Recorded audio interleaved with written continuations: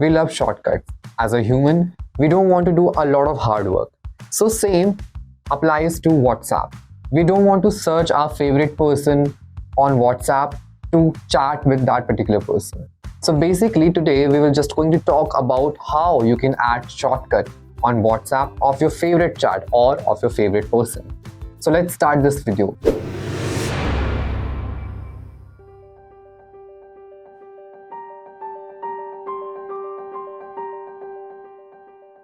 So I want to create the shortcut of this very first chat. I'll click on that particular chat.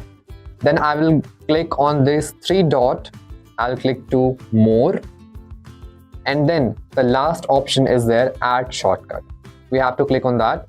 Then the message will pop up, add or cancel. These two options are there. You need to click on add.